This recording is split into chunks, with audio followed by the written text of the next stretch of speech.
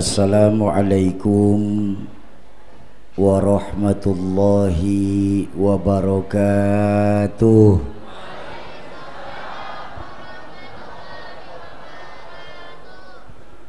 Alhamdulillahilladzi ma anzala alaina al-Qur'ana litashqa illa tadhkiratan liman yakhsha. Wassalatu wassalamu ala sayyidina Muhammadin alladhi kanat hasanatuhu la tuhsa wa ala alihi wa ashabihi ahli sidqi wat tuqa, amma ba'du. Qala Allah ta'ala fil Qur'anil Karim wa huwa asdaqul qailin. A'udzu billahi minasy syaithanir rajim. Bismillahirrahmanirrahim. In uridu illal islaha mastata'tu wa ma taufiqi illa billah alaihi tawakkaltu wa ilaihi unib. Wa qala Rasulullah sallallahu alaihi wasallam, ana sayyidun nasi fi yaumil mahsyar wala fakhar. Sadaqallahul azim wa sadaqa rasulhul karim. Hadratul mukarramun, para alimil ulama, para asatiz dan ustazat, para habaib, para hujjaj, para minta tolong sound system mic yang lain ditutup, terus agak turunin sedikit levelnya, feedback jadinya ini. Tes, tes, tes, turunin lagi sedikit, kekecilan. Tes, tes, ya. Sampai mana saya barusan? Yang saya muliakan para alimul ulama, para habaib, para asatiz dan ustazat, para hujjaj, para sepuh dan bini sepuh, segenap pengajar majelis-majelis ta'lim yang hadir di Masjid Nurul Amilin, wabil khusus untuk ketua DKM yang sedang sakit, Buya Haji Muhammad Idris, yang tadi diwakili oleh Al-Mukarram Dr. Andes Haji Abdul Wahid, Habiban al-Mahbub Al-Habib Muhammad As-Sadiq Al-Habsyi. Ada guru-guru saya, Guru Salim, Guru Fakhrul Razi, Guru Baharul Mazi, yang tadi sudah membacakan ayat suci Al-Qur'annya Guru Haji Basahiril. Semoga Allah panjangkan usia guru-guru kita, Allah tetapkan iman dan Islamnya dalam rangka menjaga semangat agama di Banjarmasin tercinta kita ini. Amin ya rabbal. Para tokoh-tokoh masyarakat, tokoh-tokoh kepemudaan, segenap aparatur pemerintah baik sipil, TNI dan polisi yang saya hormati, wabil khusus untuk Bapak Babinsa dan Babin Kamtibmas Haur Kuning, Bapak RT dan RW di lingkungan Masjid Jami Nurul Amilin, tim perjalanan safari dakwah dari Yayasan Komunitas Laskar Berbagi Umat untuk Palestina, Ustadz Imam, Ustadz Dani, Ustadz Kamal, Habsyi dari Kelayan Timur, panitia peringatan Maulid Nabi besar Muhammad sallallahu alaihi wasallam Masjid Jami Nurul Amilin, bapak-bapak dan ibu-ibu jamaah ma'asyiral muslimin dan muslimat, para calon penghuni surganya Allah yang dicintai Allah subhanahu wa ta'ala. Alhamdulillah, malam hari ini banyak sekali keberkahan kita dalam rangka duduk di Masjid Nurul Amilin ini. Ada dua momentum malam hari ini sekaligus.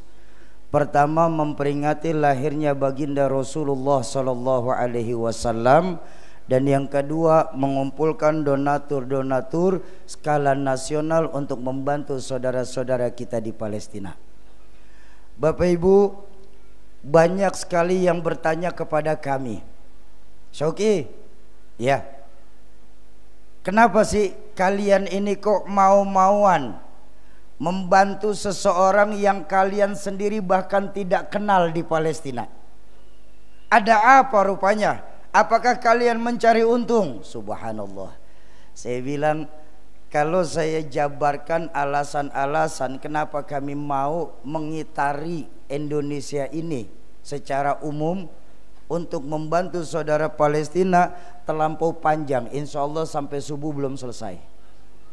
Cuma mengambil keberkahan dari masjid lama kita ini, Nurul Amilin, saya cuma menyampaikan dua alasan saja kepada para jamaah masjid malam hari ini. Kenapa kita mesti membantu orang Palestina? Pertama, saya bilang sama kawan saya cuma menjalankan apa yang diajarkan baginda Nabi dalam hadis Al-Muslim Akhul Muslim, bahwa Muslim satu dengan lainnya adalah bersaudara. Konteks persaudaraan dalam Islam diikat dengan akidah. Betul atau betul? Dari manapun kita berasal, dimanapun saat ini kita sedang berada, selama akidahnya sama, itulah saudara kita. Bahkan dalam riwayat lain baginda Nabi lebih menegaskan lagi hadis ini. Apa? Al-muslim lil muslim kal jasadil wahid. Antara muslim satu dengan muslim lain harus seperti satu tubuh. Di mana satu tubuh kita kalau ada yang sedang merasakan sakit, yang lain pun akan merasakan sakit yang sama, Pak. Kaki kita kesandung batu, mulut kita mengucap aduh, mata nggak perlu diperintah untuk mengeluarkan air. Kenapa? Bekerja secara otomatis. Ada di Kelayan Timur ini kalau kesandung batu kakinya ngomel sama mulut, ada. Mulut ngomong dong, aduh sakit nih. Ada yang kayak begitu? Nggak ada. Makanya nggak perlu kita menanti rumah kita ini dibombardir oleh Israel laknatullah alaihim untuk kita merasakan tidak enaknya ndak punya tempat tinggal, Pak. Jangan juga kita menanti sampai Zionis laknatullah alaihim membantai anak-anak kita di Banjarmasin ini supaya kita merasakan perihnya kehilangan anggota keluarga. Cukup memiliki empati sedikit saja, mau berbagi kebahagiaan kepada saudara-saudara kita di Palestina sana. Itu alasan pertama saya. Alasan kedua, di Palestina ada sebuah masjid bersejarah untuk kita umat Islam, bernama Masjidil Aqsa. Di Masjidil Aqsa inilah pertama kali baginda Nabi menghidupkan sholat berjamaah sebagai imam, yang makmumnya para anbiya mulai dari Nabi Adam sampai Nabiullah Isa alaihi salam. Dan di Masjidil Aqsa inilah, Pak, pertama kali baginda Nabi naik langit pertama sampai ke arsy-Nya Allah. Untuk apa? Mendapatkan perintah sholat untuk kita orang Banjarmasin ini. Dan di Masjidil Aqsa inilah pertama kali kiblat sholat kita menghadap. Kalau sampai orang Palestina tidak bisa mempertahankan Masjidil Aqsa, maka percayalah kita akan kehilangan muruah sebagai muslim sedunia ini, Pak. Nah, makanya dengan kerendahan hati malam hari ini kami ingin mengajak Bapak Ibu mau ikut berpartisipasi dalam rangka membantu saudara-saudara kita di Palestina sana. Insya Bapak Ibu jamaah ma'asyiral muslimin dan muslimat, para calon penghuni surganya Allah yang dicintai Allah Subhanahu wa ta'ala. Menurut catatan sejarah, jumlah seluruh nabi yang diutus Allah ke dunia ini lebih dari 130.000 nabi. Dari lebih 130.000 nabi tersebut, dipilihlah sama Allah menjadi 25 nabi yang kita orang Islam di Banjarmasin ini harusnya wajib hafal. Mulai dari Nabi Adam, Nabi Sis, Nabi Idris, Nabi Lut, Nabi Daud, Nabi Ibrahim, Nabi Isa, sampai Nabi kita Muhammad. Dari 25 nabi yang harusnya wajib dikenal sebagai muslim ini, Allah masih pilih lagi Pak, menjadi 5 nabi dan rasul yang kita di Banjarmasin ini kenal dengan sebutan ulul azmi. Siapa ulul azmi? Nabi Nuh, Nabi Isa, Nabi Musa, Nabi Ibrahim, dan Nabi kita Muhammad. Dari 5 nabi dan rasul ulul azmi ini masih dipilih lagi sama Allah ternyata Pak, hingga terjadi 4 besar, 4 yang paling terbaik perjuangannya, tersabar menghadapi umatnya, terbaik akhlaknya. 4 besar yang lolos. Yang 1 gagal audisi, tereliminasi karena SMS-nya nggak cukup saat itu Pak. Polling SMS juga soalnya. Siapa yang tidak masuk audisi 4 besar? Nabiullah Nuh alaihi salam. Padahal kalau menurut akal orang bodoh macam saya ini, perjuangan Nabi Nuh ini sudah masuk, layak untuk masuk 4 besar. Kenapa? Bayangkan, puluhan tahun beliau berdakwah mengenalkan agama Allah, cuma dapat pengikut nggak lebih dari 60 orang. Rata-rata 10 tahun 1 orang nambah. Masjid mana, pondok pesantren mana, yayasan pendidikan Islam mana yang sanggup bertahan 10 tahun nambah 1 siswa Pak? Bubar pesantren Pak, bangkrut yayasan. Tapi lihat Nabi Nuh dengan percaya diri tetap berdakwah. Umatnya Nabi Nuh kurang ajar. Kalau didakwahkan tentang agama Allah, ditutup rapat-rapat umatnya, kupingnya ini. Nah, kenapa penyebab Nabi Nuh nggak masuk lolos audisi 4 besar? Allah melihat kurang sabarnya Nabi Nuh dalam menghadapi umat. Subhanallah, 10 tahun 1, menurut Allah masih kurang sabarnya Pak. Sehingga puncaknya yang membuat Nabi Nuh tidak masuk 4 besar, ketika Nabi Nuh meminta kepada Allah untuk menenggelamkan umatnya saat itu. Apa doa Nuh sampai saat itu? Rabbi la tadhar 'alal ardi minal kafirina dayyara. Ya Allah, kalau bisa ya Allah, jangan pernah sisain orang kafir di dunia ini. Tenggelamin aja udah tenggelamin. Makanya doa Nabi Nuh terkenal sebagai doa Nabi yang paling brutal. Preman Nabi Nuh doanya nih. Oh, minta ditenggelamin ke umatnya. Beda dengan baginda Rasul. Baginda Rasul ketika di Taif disambit, dihampiri malaikat Jibril untuk ditibanin gunung yang nyambitin. Apa kata baginda Nabi? Jangan Jibril, jangan. Kalau saya baru disambit berdarah sedikit, orang ditiban gunung, selesai cerita Islam. Saya ini Muhammad diutus ke dunia ini sebagai rahmatan lil alamin. Kalau baru cuma disambitin orang ditibanin gunung, Islam gak akan lama Jibril. Lalu kau mau apa Muhammad? Saya mau doain saja sama yang tadi sudah nyambitin saya. Allahumma sholli ala Sayyidina Muhammad. Coba lihat Pak, akhlaknya Nabi luar biasa Pak. Sudah disambitin, yang nyambitin itu dapat doa Nabi, dan doanya cakep. Apa doa Nabi kepada orang yang di Taif yang menyambiti beliau? Allahumma hdi qaumi fa innahum la ya'lamun. Ya Allah, beri mereka hidayah. Ya Allah, beri mereka hidayah. Sungguh mereka tidak mengetahui apa yang mereka sedang lakukan saat ini. Beri mereka hidayah ya Allah. Tuh, berbanding terbalik sama Nabi Nuh. Nabi Nuh mah doanya preman, tenggelamin aja udah nggak ada sisa. Beda. Kenapa? Baginda Nabi sadar bahwa dakwah itu nggak macam kita makan cabe. Tahu cabe? Apa di sini cabe namanya? Lombok. Dakwah itu nggak macam kita makan lombok. Yang sekarang kita gigit, sekarang pula kita kepedesan.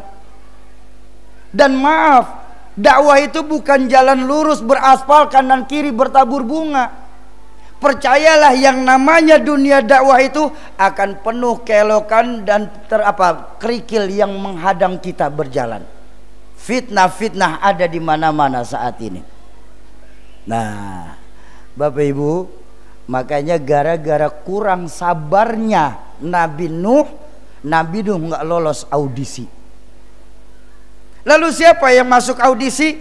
Pertama, Nabi Isa. Beliau mendapatkan gelar Ruhullah. Nabi Musa, beliau mendapatkan gelar Kalimullah. Nabi Ibrahim, beliau mendapatkan gelar Khalilullah. Dan Nabi kita Muhammad sallallahu alaihi wasallam, beliau mendapatkan gelar Habibullah. Selesai? Belum. Dari 4 besar ini, Pak, masih dipilih lagi sama Allah hingga keluar satu nama. Siapa? Sang superstar. Beliaulah manusia agung yang diagungkan oleh Zat yang Maha Agung. Beliaulah sosok mulia yang lagi dimuliakan oleh Zat yang Maha Mulia.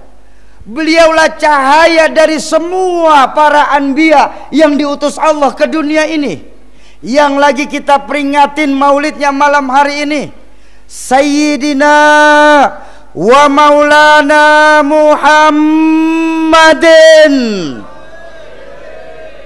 Inilah makna hadis beliau bersabda, ana khiyarun min khiyarin min khiyarin. Aku nih pilihan dari pilihan dari pilihan. Ayo kita lihat, kenapa sih baginda Nabi bisa menjadi superstar? Ayo kita lihat. Pak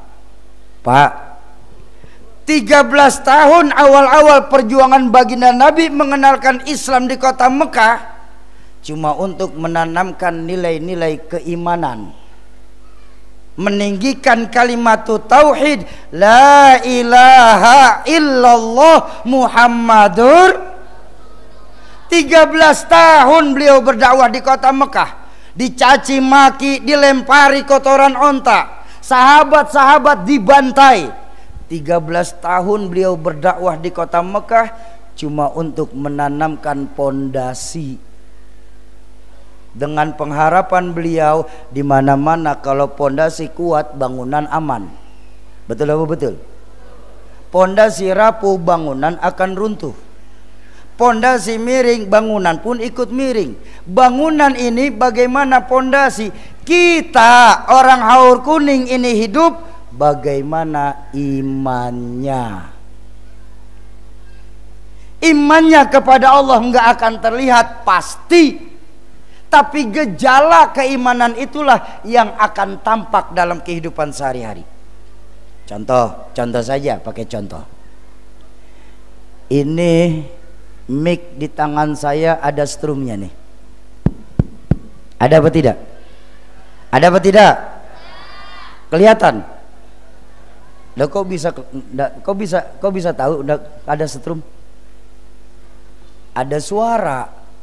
Strumnya nggak kelihatan, Pak. Gejala dari strum yang terlihat. Betul. Ini kipas di atas ada strumnya, Syauki, mutar. Lampu ada strumnya, nyala. Ya kalau begitu nggak perlu profesor turun tangan, Pak. Adik-adik saya pun paham kalau cuma soal begituan saja. Di mana-mana kalau ada strum, mic dicolok pasti bunyi. Kipas angin kalau ada strum pasti muter. Lampu kalau ada strum pasti nyala. Kalau begitu ceritanya, kalau memang punya iman, sujud yang benar, jangan nunggu akhir waktu sholatnya.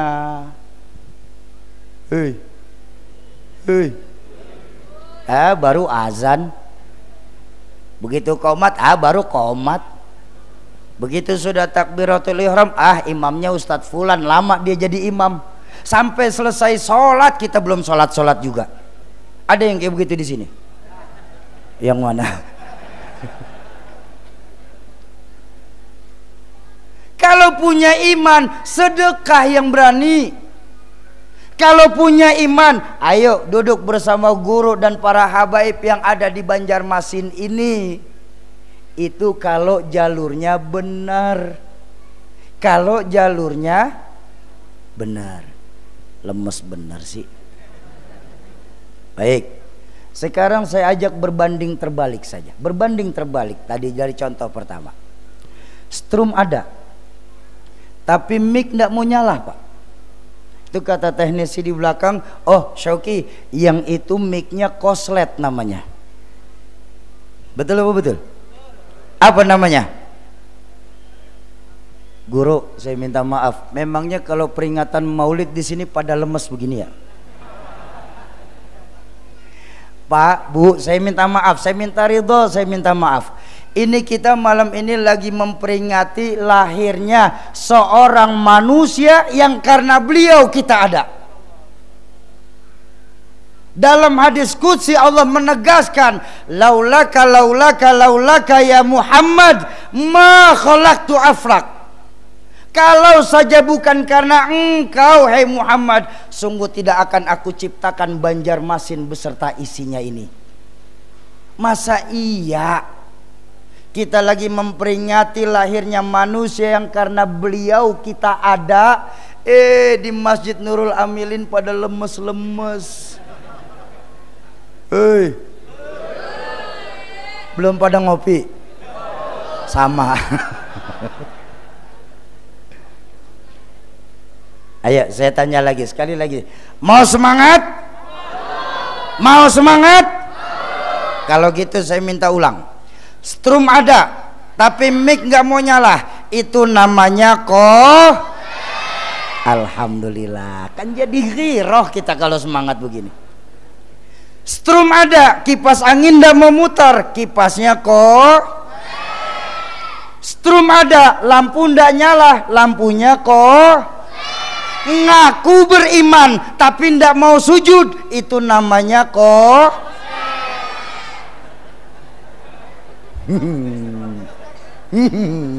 Strum dulu. Iya. Ngaku imannya hebat, rumah dekat masjid bagus, nggak mau sholat berjamaah di masjid, itu namanya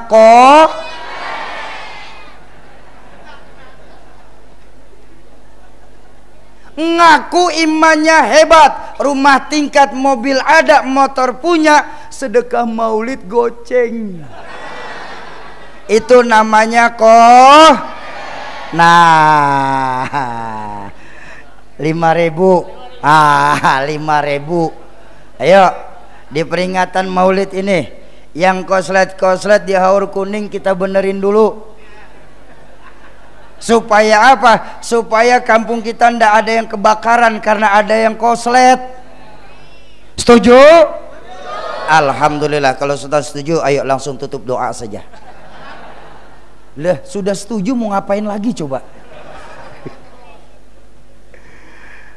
Bapak Ibu jamaah ma'asyiral muslimin dan muslimat yang berbahagia, lalu apa yang bisa kita ambil hikmah dari peringatan Maulid pada tahun ini di Masjid Nurul Amilin ini?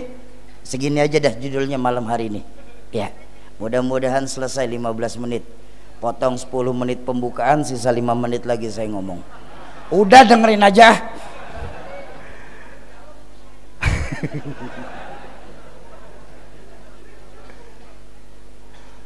Dalam kesempatan berbahagia di peringatan Maulid baginda Nabi malam hari ini, saya hanya ingin menyampaikan sebuah hadis baginda Rasulullah Sallallahu Alaihi Wasallam untuk kita renungkan baik-baik hadis ini.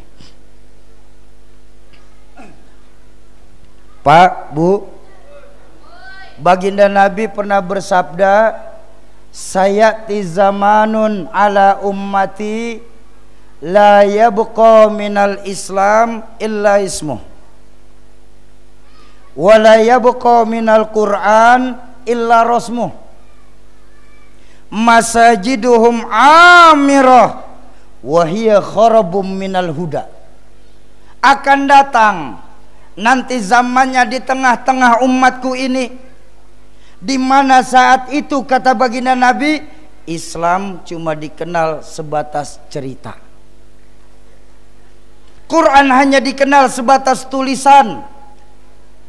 Dan saat itu masjid-masjid bagus, musola megah-megah, tapi maaf, kosong dari pancaran sinar hidayah. Ayo kita renungkan hadis baginda Nabi ini di peringatan Maulid. Santri, ayuhatil miz, santri, nak duduk dulu sebentar ya sayang ya. Iya, iya. Insya Allah pengajian gak nyampe jam 10 selesai kok. Oh udah jam 10 lewat ya. Nggih. Nah gak apa-apa.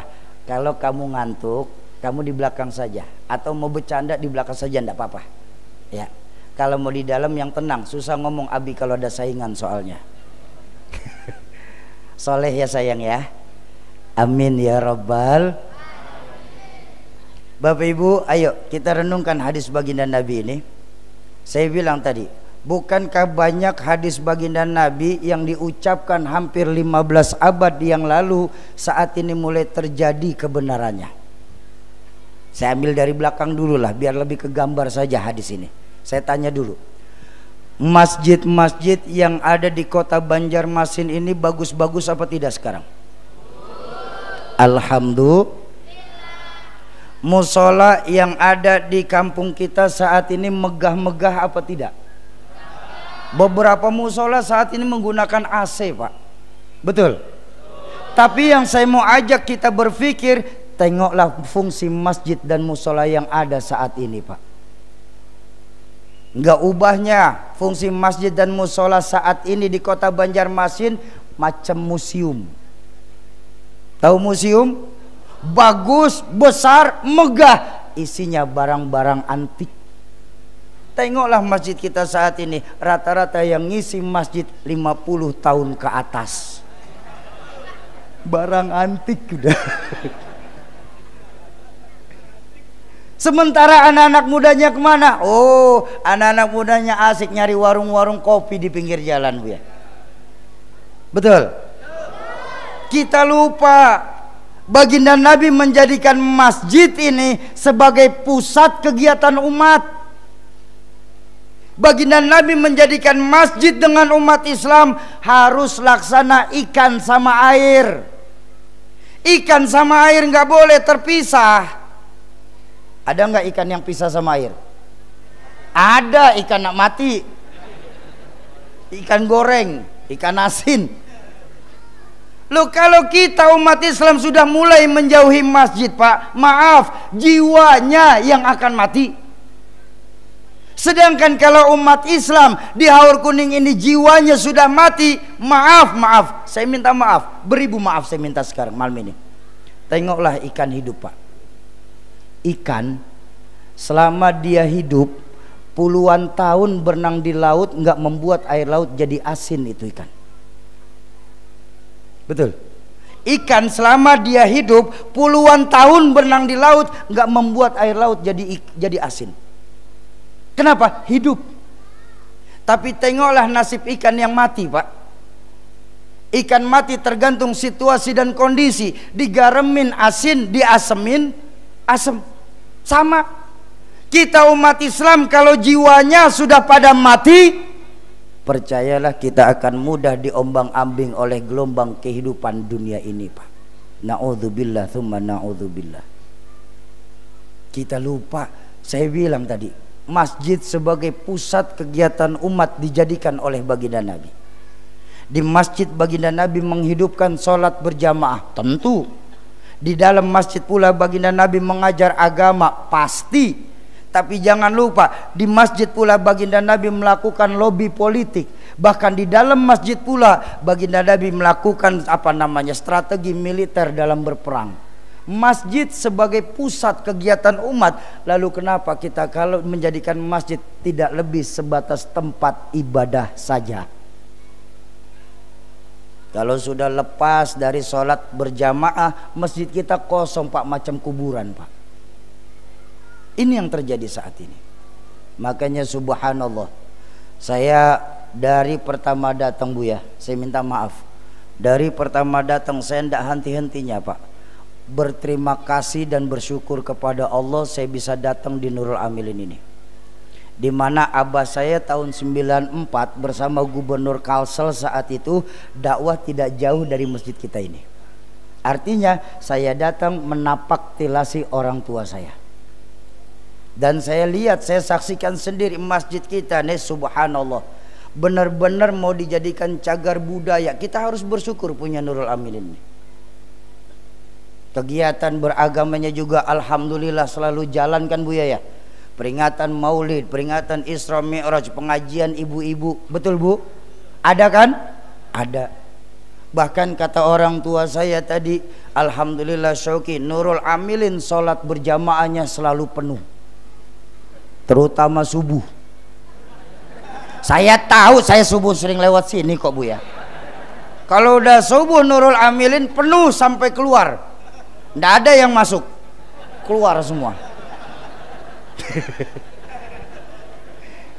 Kalau udah subuh masjid-masjid kita di kota Banjarmasin biasanya imam doang berdua sama karpet Pak.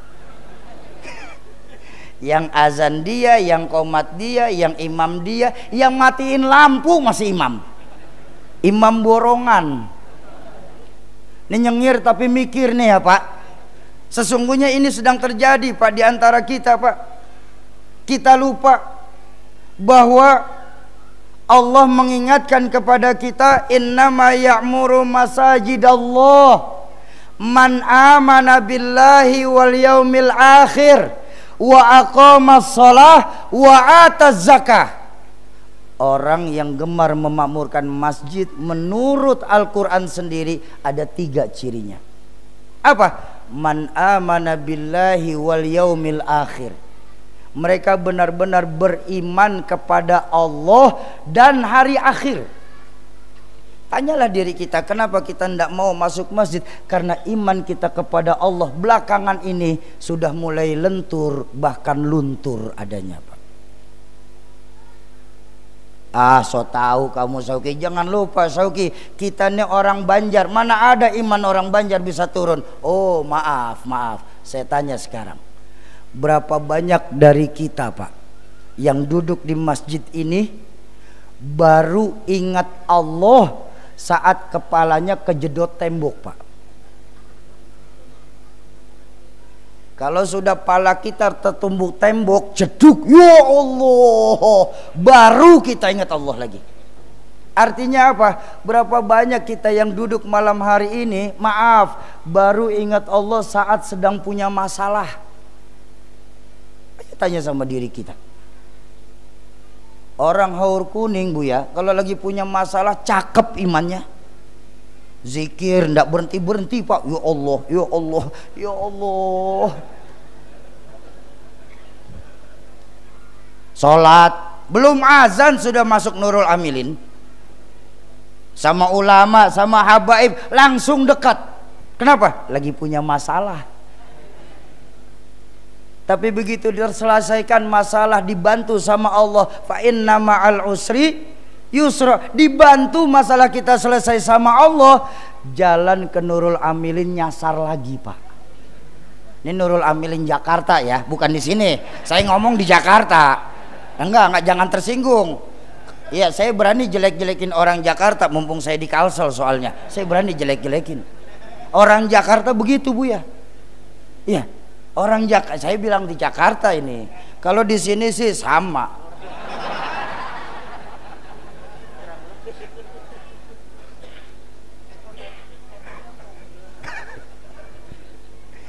Ini yang terjadi kita saat ini Pak. Allahu Akbar. Padahal baginda Nabi dalam berdakwah menanamkan nilai-nilai keimanan kepada Allah. Bahkan kalau boleh jujur, kalau saya boleh jujur Guru Salim, saya minta maaf, minta ridho. Masih banyak dari kita salah mengartikan ayat 1000 dinar. Kenapa saya berani berkata begitu? Karena di dalam ayat 1000 dinar patokan rata-rata kita cuma wayarzuqhu min haitsu la yahtasib. Tapi lupa kalimat depan ayatnya. Apa? Wa may yattaqillaha Barang siapa yang benar-benar bertakwa kepada Allah. Bertakwa itu apa sih Pak? Benar-benar menyerahkan segala urusannya kepada Allah. Apapun yang terjadi ini maunya Allah. Berpasrah atas apapun kehendak Allah. Itu takwa benar-benar.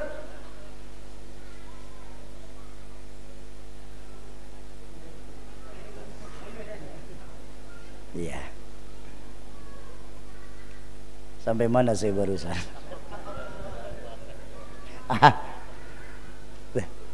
Wa may yattaqillaha, barang siapa yang benar-benar bertakwa kepada Allah, menyerahkan semua urusan hanya kepada Allah. Bentar, foto dulu.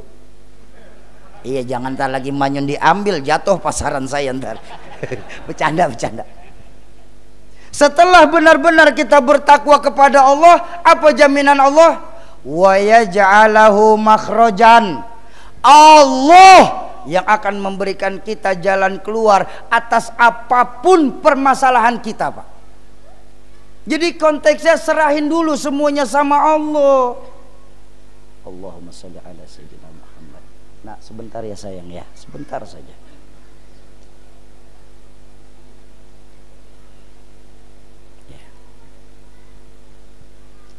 Sampai mana lagi saya? Saya minta maaf saya nak ya, maaf Abi agak cerewet kalau soal ada adik-adik saya yang berjanda. Maaf Pak, ceramah ini sebenarnya kerja berat loh Pak. Walaupun kita sama-sama duduk, tangan nunjuk dari tadi nggak istirahat, bener kan?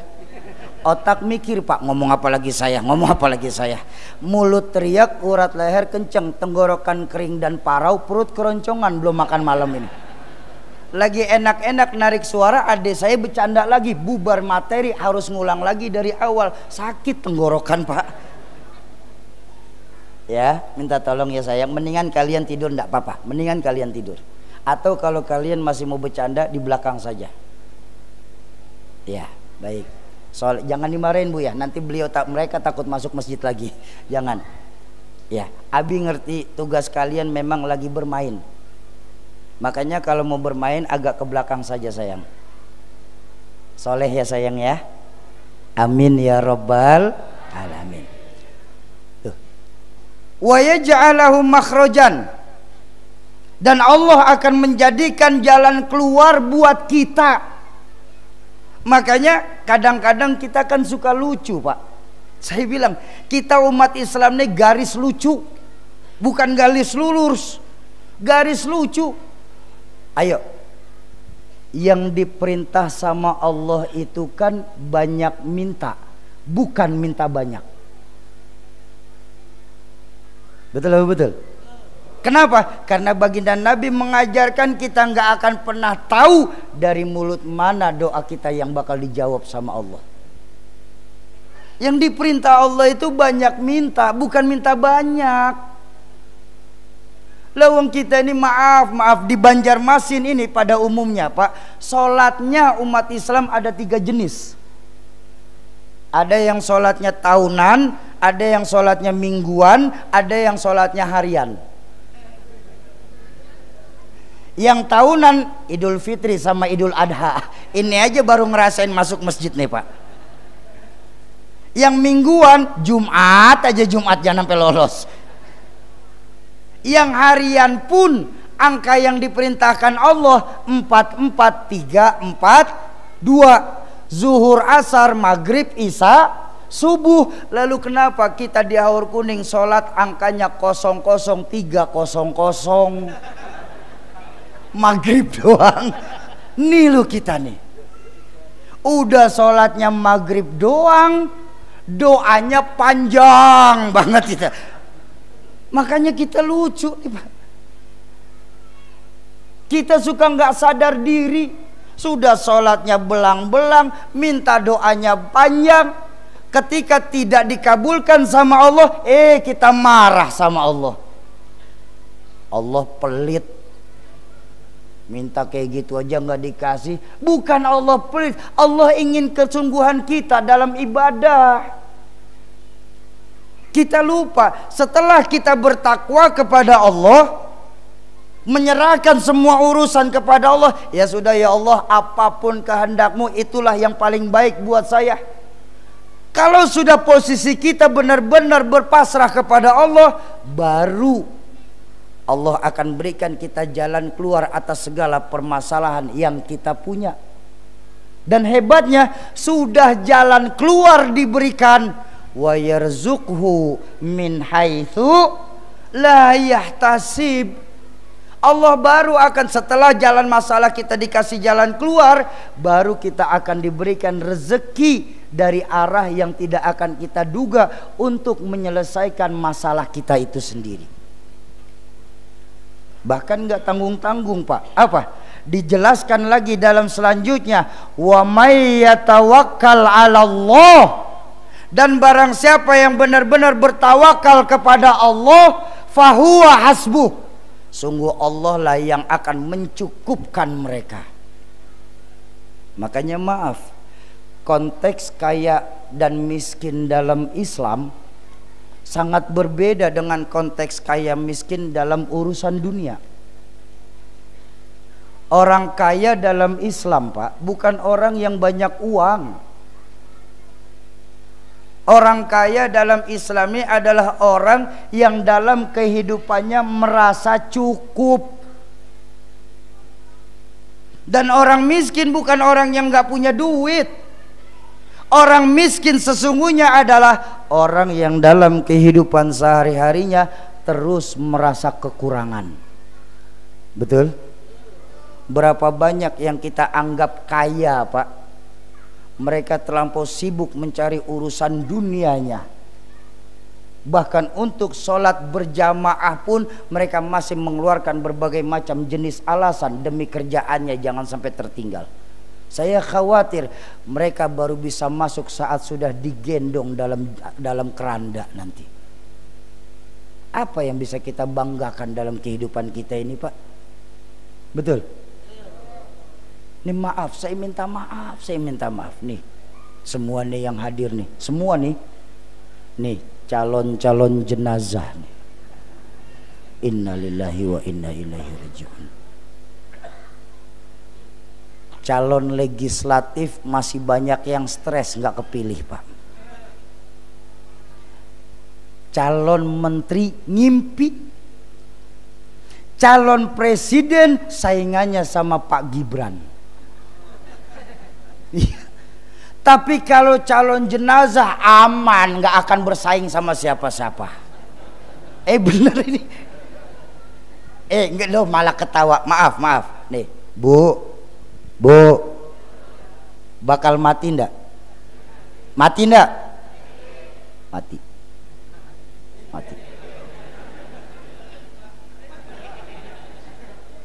Nih, bapak-bapak saya nih, bakal mati ndak? Mati. Pak Babinsa mati nggak? Nih Pak, yang ngomong nih Pak, nih, masih sehat, barangan aja ngomong nih, masih segar begitu kok.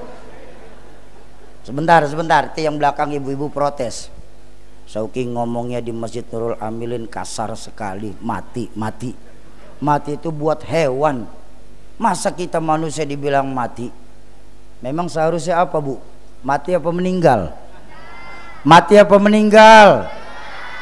Yang jawab meninggal memang jarang ikut pengajian, Pak.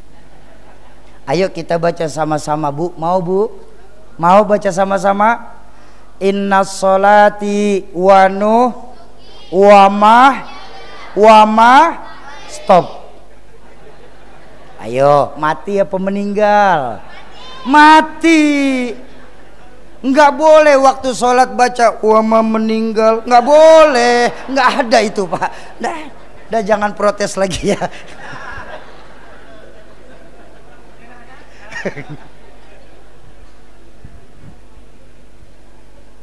Semua kita cuma sebatas perantau, Pak, di bumi Allah ini, Pak. Semua kita. Lalu namanya orang merantau kan mesti pulang. Betul? Orang merantau mesti pulang. Sombong kita, Pak, kalau kita sadar kita hanya seorang perantau tapi nggak pernah pikirin pulang. Pulang seharusnya senang, Pak. Bu, Bu, ya jangan marah, bukan cuma segitu doang saya ngojek ngomong. Bu, nah ada suaranya. Orang pulang harusnya girang. Contoh, selesai tablik akbar maulid, kita pulang ke rumah masing-masing. Pulang apa tidak? Ibu senang pulang? Kenapa senang? Pulang bulik, guring, ya, copot kerudung, ganti daster. Bapak-bapak saya bisa ngopi di rumah, betul? Terbukti orang pulang pasti. Dulu saat masih sekolah, kalau masih ingat, maaf, kalau bapak ibu masih ingat, saat sekolah tuh ada guru galak sekali ngajar kita. Pas pelajaran beliau ada pengumuman dari kepala sekolah, bapak guru nggak masuk sekolah, anak-anak boleh pulang. Pulang, oh hore, oh bu, senang apa tidak? Kenapa senang? Pulang, jam pelajaran kosong. Terbukti orang pulang memang senang. Terakhir, selesai hidup di dunia, kita pulang kepada Allah. Pulang, senang apa enggak?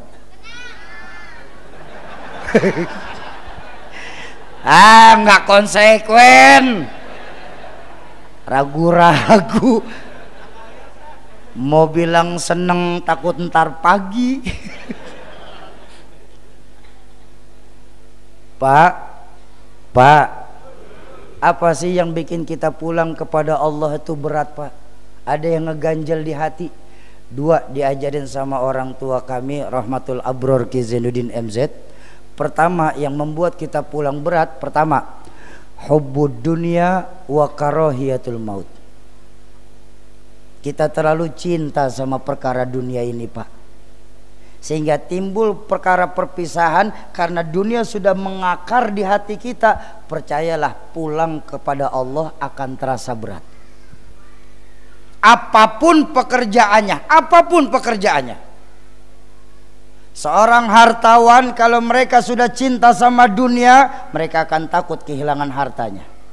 Maka yang terjadi akan terus dicari, seolah-olah hartanya mampu nyogok malaikat Israel. Betul.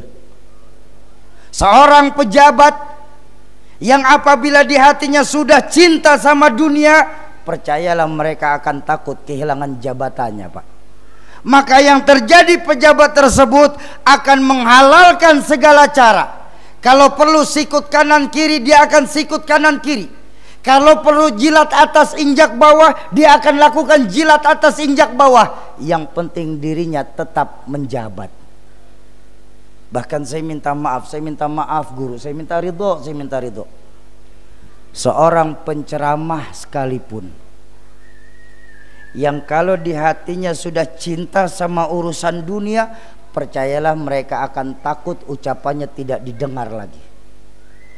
Mereka akan takut kehilangan jamaahnya. Maka yang terjadi, asal jamaahnya tetap banyak, kadang-kadang ya hukum pun dipermainkan. Yang halal dibikin haram, yang haram dibikin samar-samar. Na'udzubillah tsumma na'udzubillah. Dulu baru dakwah selesai pesantren di Darussalam, ada yang tanya, Ustadz, ada apa? Bagaimana hukumnya judi, Ustadz? Haram. Tegas. Qulil haq walau kana muron. Begitu jadwal sudah mulai banyak, angka sudah mulai kenal, didatengin sama bandar judi online. Ustadz, ini ada titipannya, udah jangan kenceng-kenceng, lagian cuma judi online. Oh ya sudah, saya terima. Begitu diambil, ditanya sama para jamaah, Ustadz, apa hukumnya judi online? Haram. Jadi cadel dia, Pak. Kenapa? Sudah kenal angka. Iya, memang biasanya saya minta maaf sekali. Yang biasa melanggar hukum mereka yang tahu hukum. Betul? Coba lihat sekarang, yang sering melanggar hukum mereka yang tahu hukum kok. Kalau yang tahu hukum itu konsekuen dengan segala macam konsekuensinya, insya Allah. Nih maaf, kenapa sih korupsi di Indonesia susah diberantas, Pak? Padahal kita punya polisi, kita punya TNI, kita punya KPK, kita punya MK, kita punya MA, kita punya Kajari, Kajati, betul?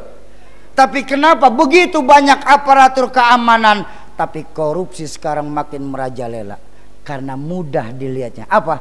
Mental pejabat-pejabat saat ini cuma takut atasan tapi nggak pernah takut Tuhan. Coba lihat, korupsi sudah berjamaah sekarang, Pak. Bukan cuma sholat, Pak. Wa ala alihi wa sahbihi ajma'in. Innalillahi wa inna ilaihi raji'un. Makanya sebentar lagi kita mau masuk kampanye pilkada nih. Ya, saya tetap berharap, saya nggak ada urusannya di Banjarmasin ini, Pak.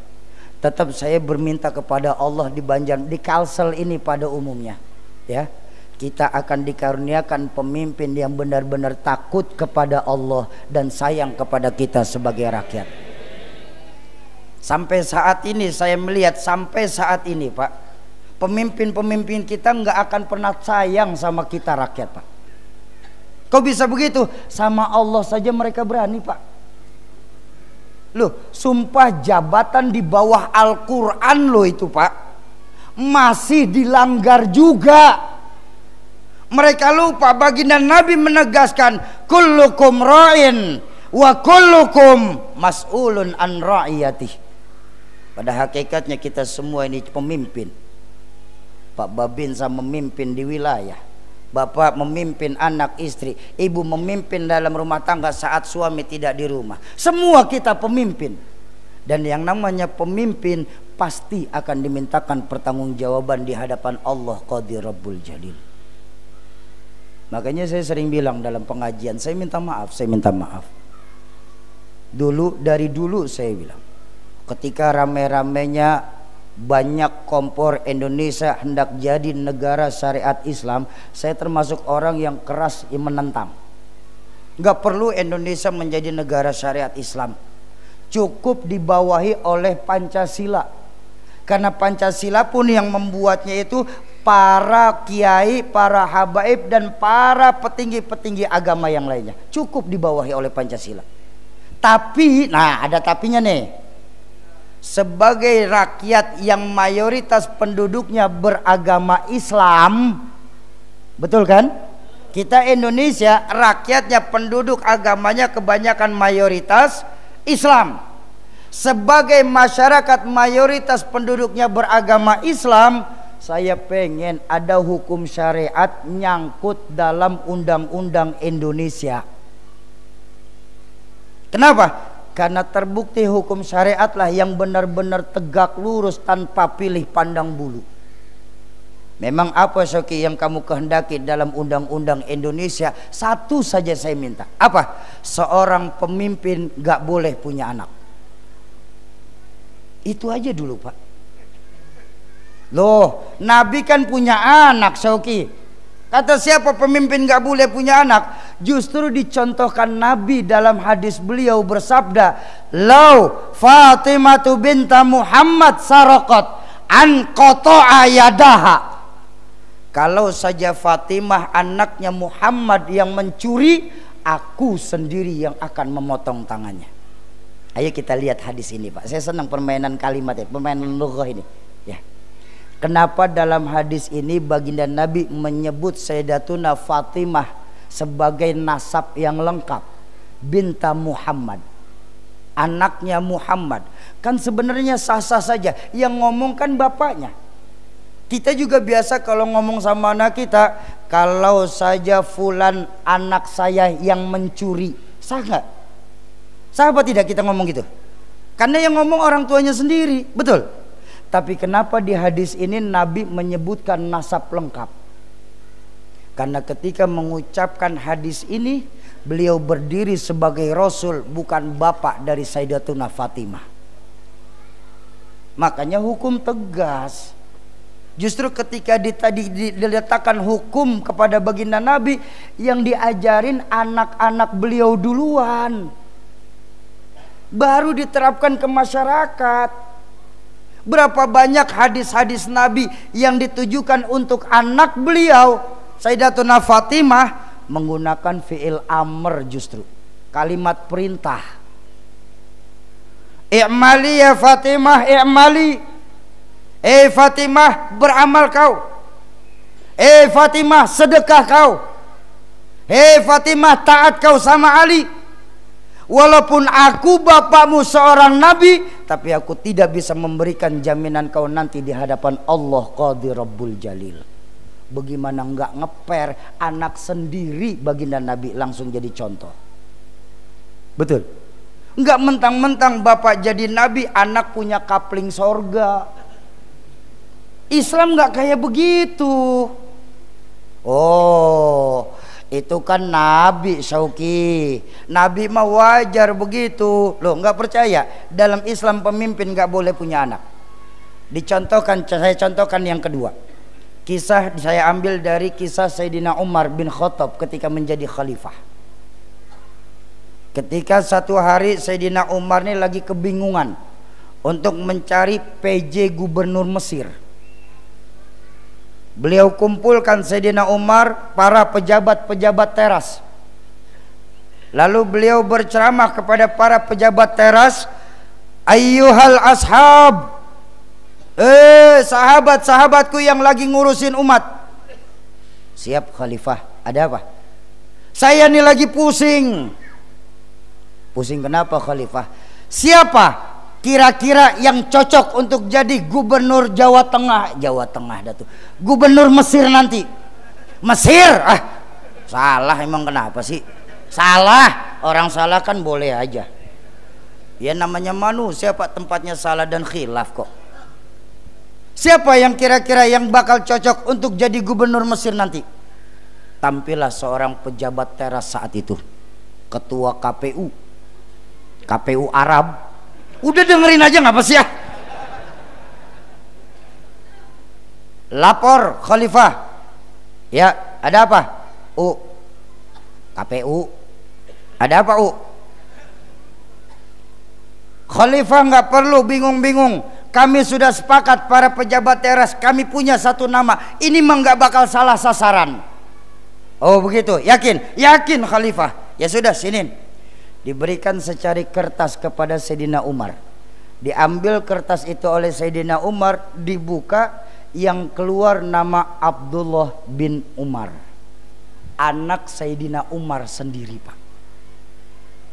Begitu melihat anaknya yang keluar jadi calon gubernur, apa bangga Sayyidina Umar saat itu? Tidak. Berubah mukanya macam kepiting rebus, Pak. Merah, nahan amarah. Dia panggil kembali ketua KPU. Sini. Dengan gemeter ketua KPU Arab ini menghadap khalifah. Ada apa khalifah? Ini kenapa? Ada nama Kesang dah tuh. Abdullah bin, salah. Orang salah kok. Ini kenapa ada nama Abdullah bin Umar keluar dalam kertas ini? Ya, kami pejabat ini sepakat khalifah, Abdullah bin Umar ini sangat cocok untuk ditaruh di Mesir. Orang yang lebih cocok untuk jadi gubernur Mesir banyak. Tapi Abdullah bin Umar ini khalifah, orang mukmin yang alim. Orang Islam yang lebih banyak yang lebih alim dari Abdullah bin Umar jauh lebih banyak. Ganti, jangan pernah kau libatkan keluargaku dalam kekhalifahan ini. Cukup satu Umar yang menjadi pemimpin. Kalau berhasil, kami keluarga Umar akan menikmati hasilnya. Tapi kalau gagal, cukup satu Umar yang disiksa di hadapan Allah Qadir Rabbul Jalil. Siapa yang berani digituin, Pak? Betul. Hukum nggak tebang pilih. Nggak mentang-mentang bapak jadi presiden, anak dijadiin wapres.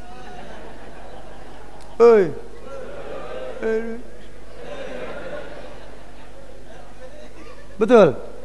Makanya saya setuju Presiden Indonesia saat ini nggak boleh punya anak.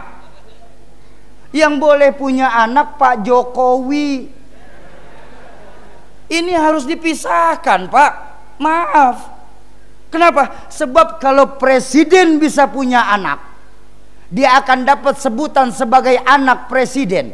Dan sebagai anak presiden, mereka berhak menikmati fasilitas kelas 1 dari negara Indonesia yang dibayarin pakai uang pajak orang Banjarmasin.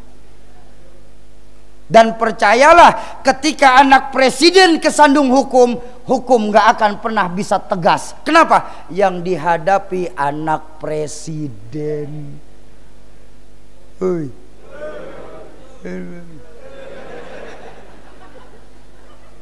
Demi Allah, saya rindu kepemimpinan model Sayyidina Umar bin Khattab. Kita rindu kepemimpinan model Sayyidina Umar bin Abdul Aziz. Kita rindu kepemimpinan model-model Salahuddin Al-Ayyubi yang mereka benar-benar turun ke rakyat, bukan cuma pencitraan saja. Bayangkan Sayyidina Umar dalam sebuah makolahnya, saya cuma takut kalau nanti ada seekor semut kepleset, semut itu menuntut saya di akhirat, saya nggak bisa jawab. Innalillahi wa inna ilaihi. Segitu pemimpin dahsyat, Pak. Sayyidina Umar bin Abdul Aziz, khalifah. Tahu apa ketika beliau terpilih? Beliau langsung melaksanakan pesta. Pesta apa? Pesta air mata. Di mana? Di mihrab. Beliau mohon petunjuk dari Allah untuk bisa jadi pemimpin yang adil. Makanya ada salah satu payungnya Allah memayungi, salah satunya, Pak, Allah akan memayungi langsung ini orang di dalam alam mahsyar nanti. Siapa? Imamun adil. Imam yang adil.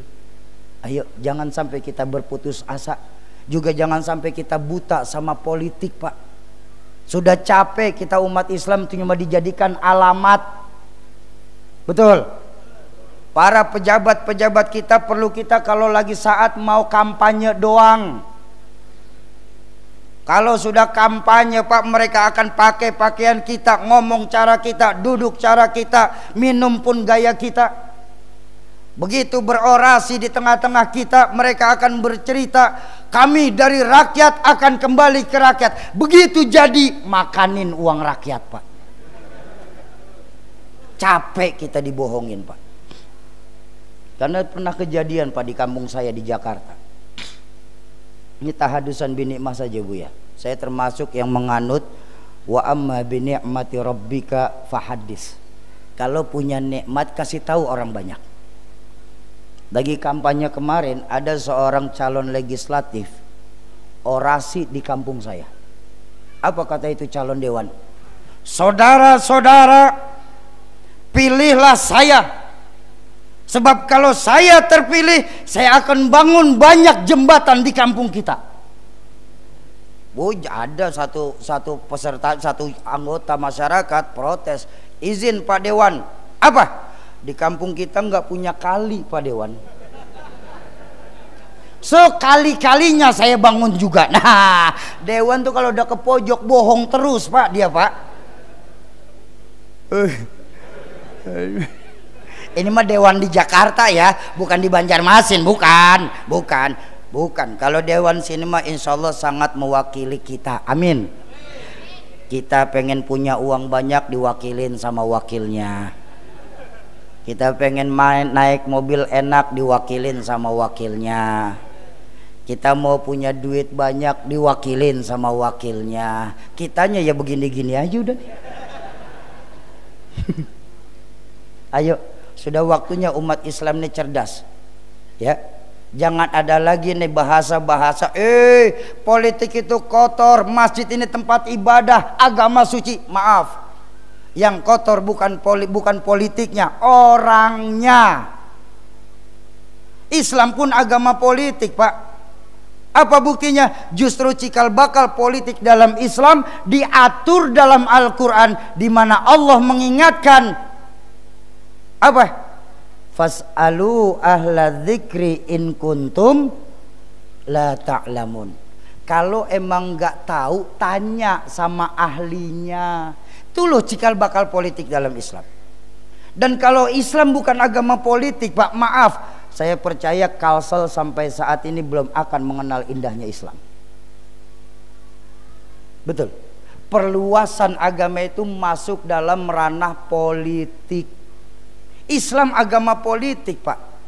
Makanya maaf, biar kita melek semua nih, Pak. Saya minta maaf. Kalau untuk ibadah, Islam akan dikasih bebas.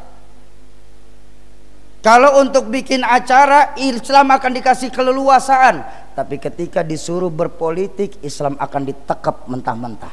Itulah sebabnya sampai sekarang Kalimantan Selatan masih jadi tamu di rumah sendiri. Di Kalimantan Selatan ini masih jadi penonton di lapangan sendiri. Mau kapan kita mulai, Pak? Kita sudah terlampau lama dininabobokan, Pak. Islam itu agama politik. Tapi politik Islam politik kejelasan. Warna politik Islam dua, hitam putih. Itu politik Islam. Politik Indonesia warnanya abu-abu. Makanya nggak ada kepentingan masyarakat luas dalam politik Indonesia. Yang ada kepentingan golongan atau perorangan. Karena warnanya abu-abu kok. Angkanya pun berbeda. Politik dalam Islam angkanya banyak dan ahli. Dalam apa? Dalam kitab Siasatul Islamiyah. Angka politik Islam banyak dan ahli.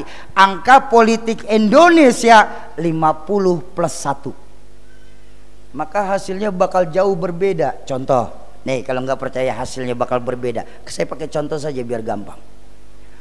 Ada 3 insinyur berdebat sama 10 kiai soal struktur jembatan. Kira-kira Bapak pegang mana? Ayo, ada 3 insinyur berdebat sama 10 kiai soal struktur jembatan. Kira-kira pegang yang mana? Kalau Islam 3 insinyur. Tapi kalau Indonesia 10 kiai. Betul. Kenapa? Islam banyak dan ahli. Indonesia nggak peduli mau ahli mau kagak, yang penting 50+1. Kan pertanyaannya bagaimana nasib jembatan?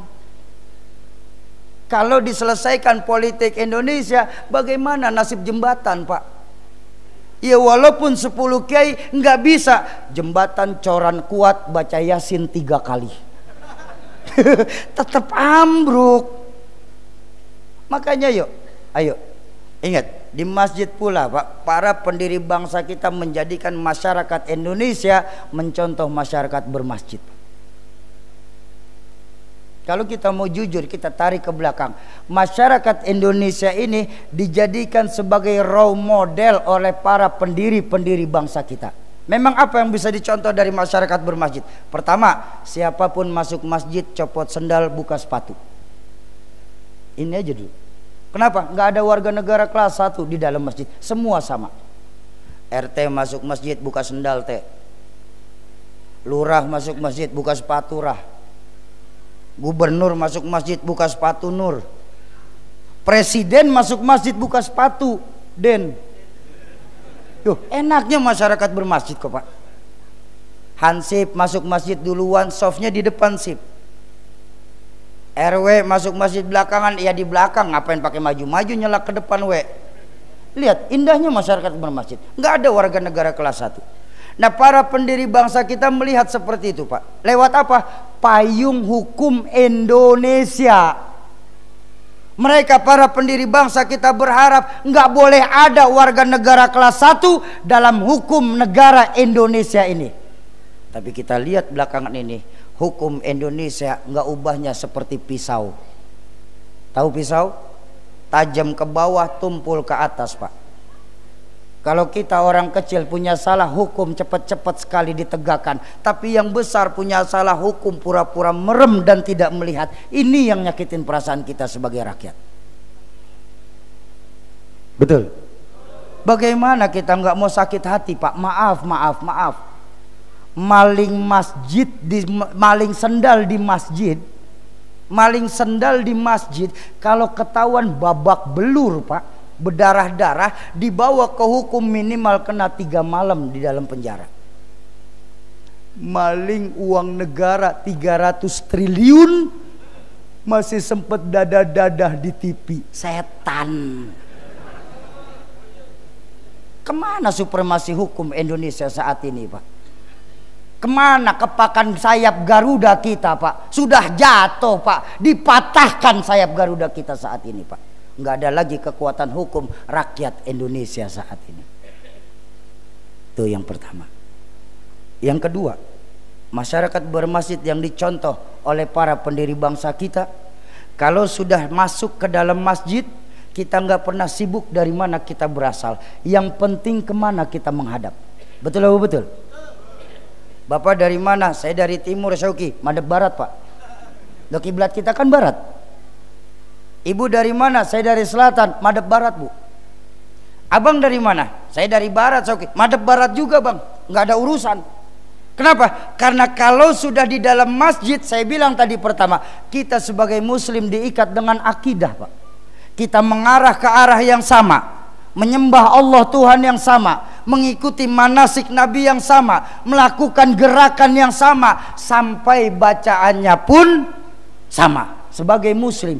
Tapi jangan lupa, para pendiri bangsa kita mengajarkan kita masyarakat Indonesia kontrak lewat Sumpah Pemuda. Kita mau bersatu nusa, satu bangsa dan satu bahasa. Itulah Indo. Pertanyaannya, fabi ayyi ala'i rabbikuma, mau nikmat mana lagi, Pak, yang kita dustakan, Pak? Para pendiri bangsa kita mencontoh masyarakat masjid untuk membangun masyarakat Indonesia. Lalu kenapa kita malah nggak senang menghidupkan masjid-masjid kita? Hui.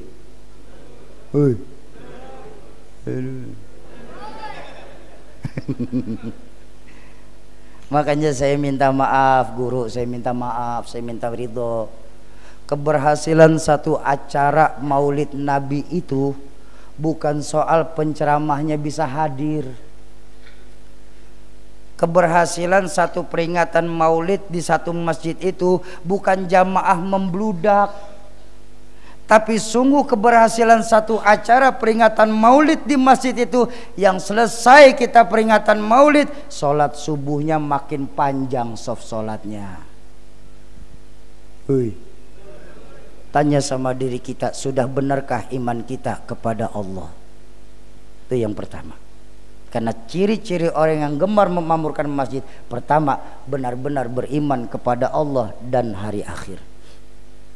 Yang kedua, ngelihat jam doang, Pak. Kenapa sih emang? Baik, ya tenang.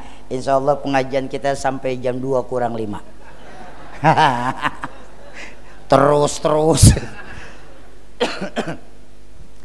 Yang kedua, ciri-ciri orang yang gemar memamurkan masjid dalam Al-Quran. Yang kedua, wa aqamas sholah, mereka gemar menghidupkan sholat berjamaah. Ya kalau udah di masjid mau ngapain lagi kita? Betul. Dan maaf, Pak, sholat ini ibadah yang lain dengan ibadah-ibadah yang lainnya dalam pandangan Islam. Bahkan sholat ditegaskan oleh baginda Nabi, awwalu ma yuhasabu yaumal qiyamah as-sholah. Amal yang pertama kali nanti ditanyain sama Allah, sholat kita. Ini maaf Pak, Bu, saya minta maaf.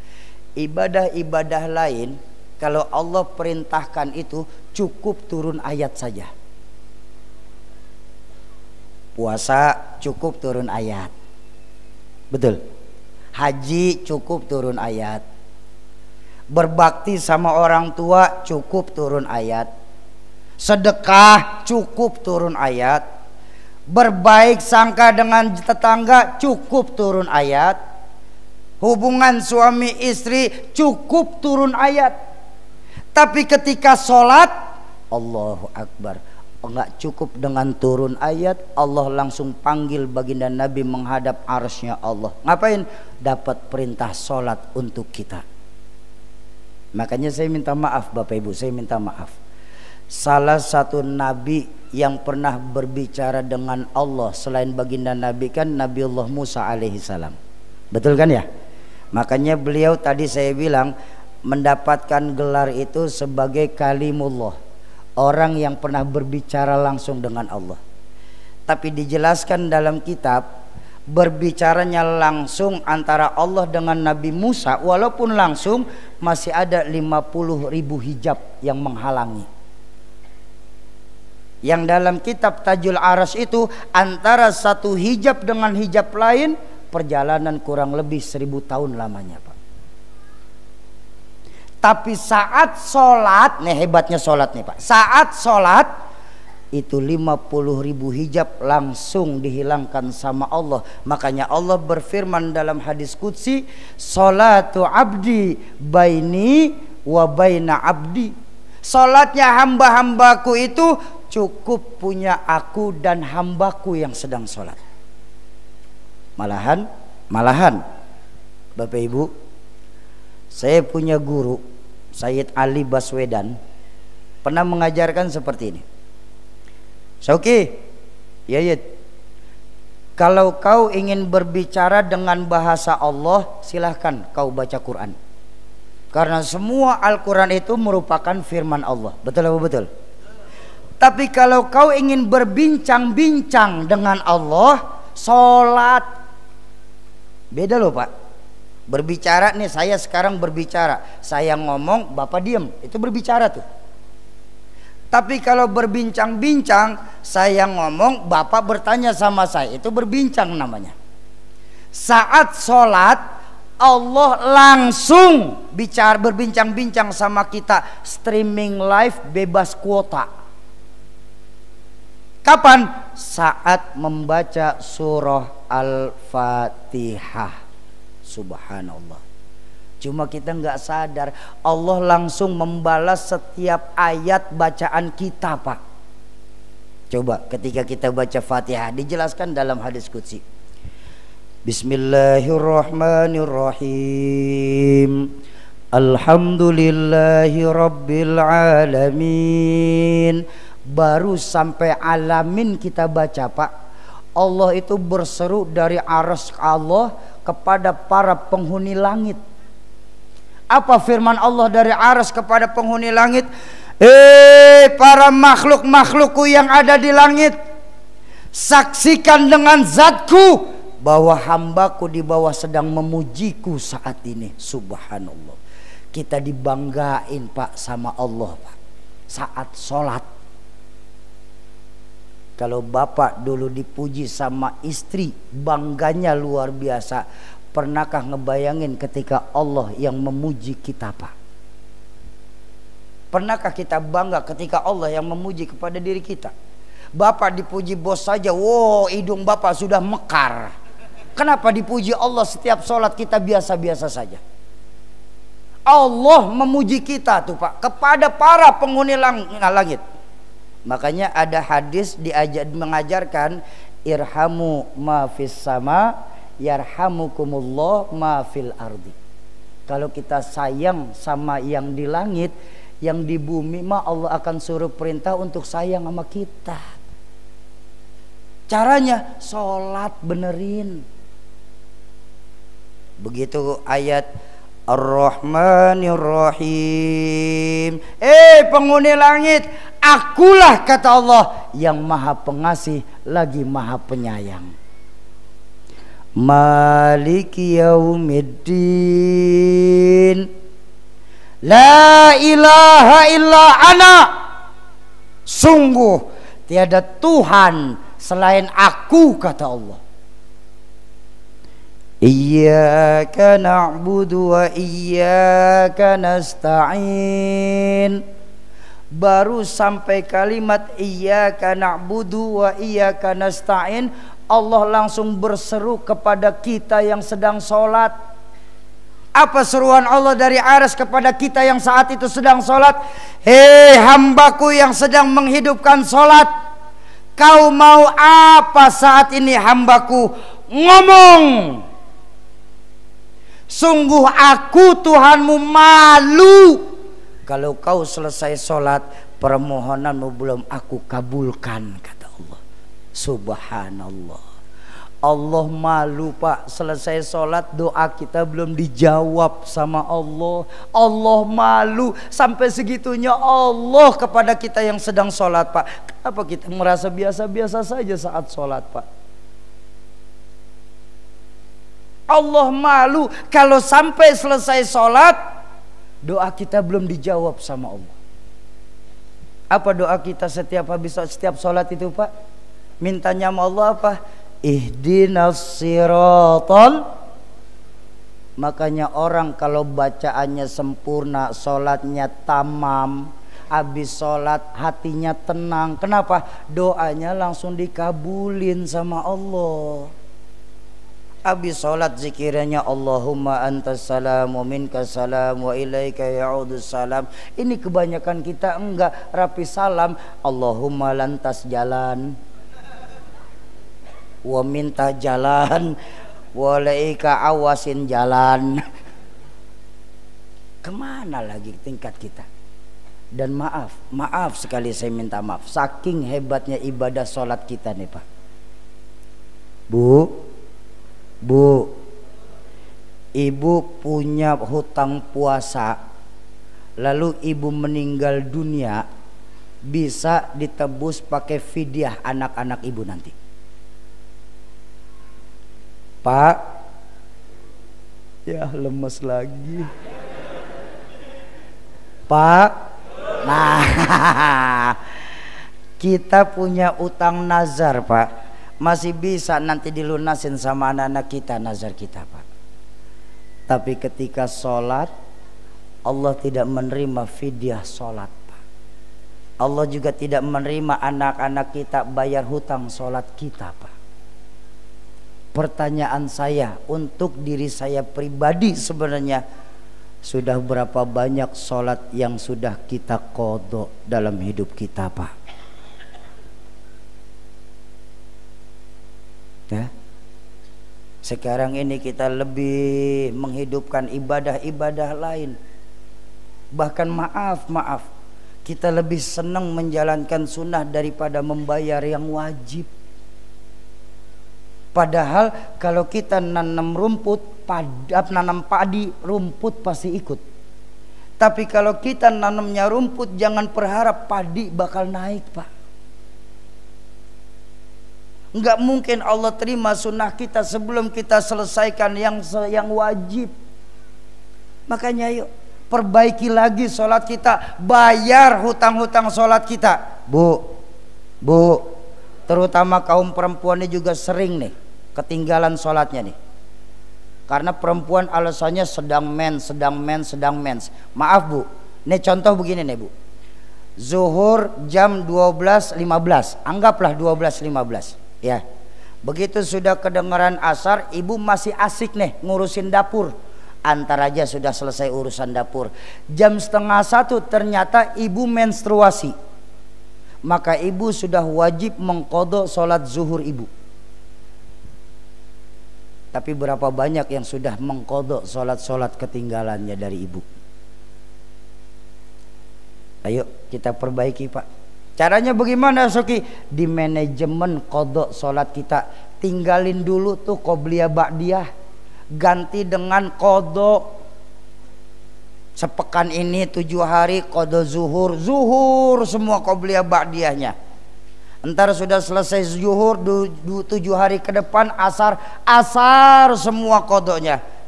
Jadi jangan diselang-seling. Ini sholat maghrib qadha maghrib, ntar sholat isya qadha, nggak bakal ketemu tuh angkanya. Tapi kalau di manajemen seperti itu jelas 5 minggu saja Bapak Ibu sudah sempurna sholat 35 hari. Tuh Kalau masih kurang tinggal ngitung. Dan hebatnya maaf, ba'diyah subuh ada apa tidak? Nggak ada, kecuali di tanah haram. Di tanah haram nggak ada, semuanya waktu istimewa. Ya, kalau sudah di tanah Banjarmasin ini ada waktu-waktunya, Pak. Ba'diyah subuh nggak boleh. Ba'diyah asar nggak ada, betul. Tapi ketika bapak ibu mengqadha dibolehkan tuh. Kenapa? Niatnya qadha bukan ba'diyah. Dan hebatnya ketika bapak ibu mengqadha sholat, pahala ba'diyah qobliyahnya tetap dapat. Karena apa? Kalau kita nanam padi rumput pasti ikut. Tapi kalau nanam rumput jangan berharap padi akan datang. Bapak ibu jamaah ma'asyiral muslimin dan muslimat, para calon penghuni surganya Allah yang dicintai Allah subhanahu wa ta'ala. Ayo kita benahi lagi manajemen kita dalam ibadah kepada Allah. Sholat dulu kita benerin, baru dah minta yang banyak sama Allah. Nih maaf, saya pakai contoh begini nih. Ini contoh rezeki yang sering kita salah kaprah nih Pak. Saya minta maaf guru. Sekali lagi, sedikit lagi dah. Ini ngundang apa ngontrak nih? Iya. Saya pakai contoh saja. Bismillah.